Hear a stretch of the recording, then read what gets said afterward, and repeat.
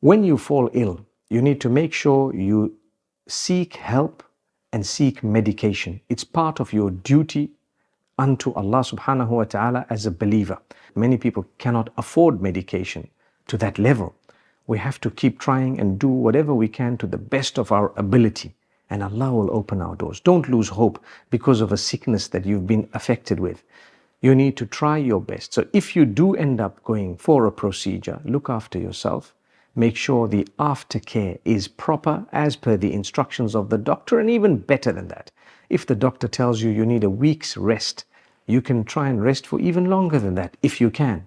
And go easy, take it easy.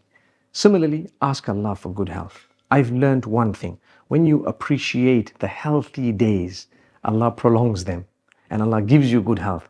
How many of us have actually said, "Oh Allah, I thank you for giving me good health all these years.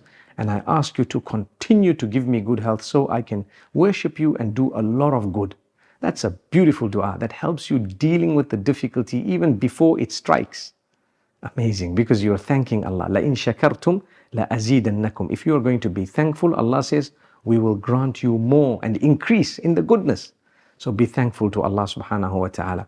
Use your health when you have it in a good way.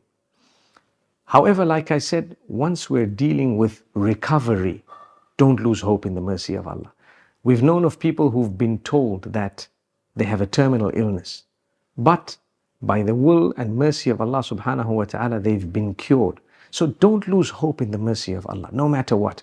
Even if we end up dying, as a result of a sickness that we've had that was terminal or non-terminal, if we end up returning to Allah subhanahu wa ta'ala, having had the hope and praying to Allah for cure, and we were not cured, Allah will reward us for the hope, because having hope in the mercy of Allah is an act of worship. And having hope at a time where there is hopelessness all around us is a massive act of worship that many people don't talk about. It's actually so great that it will help us deal with the difficulty and prepare for the day of ease. The ease will come either by the cure or either by us returning to Allah. So if we return to Allah, it was a good thing, because Allah is going to reward us for the hope, for the dua, for the supplications, for the conviction we had even on our deathbed that a miracle can happen. Allah is able to grant us a miracle. The fact that we had that conviction is an act of worship. The yaqeen that you have, conviction, and the hope that you have in Allah, those are acts of worship.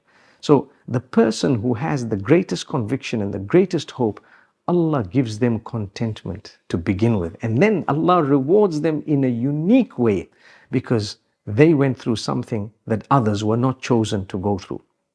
We've spoken about bearing patience, but we've also spoken about having hope and being convinced and calling out to Allah, believing that I'm going to be cured. And Allah subhanahu wa ta'ala will do what He wills. He may grant you the cure, or He may give you something better than the cure. For indeed, the eternal abode of Jannatul Firdaus and paradise is way better than the cure you would have on earth. At some point, you are going to return to Allah anyway.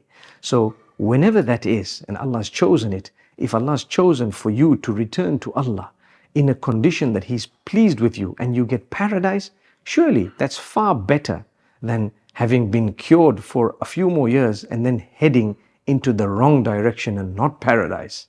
May Allah grant us paradise, and may He grant us the cure. Ameen.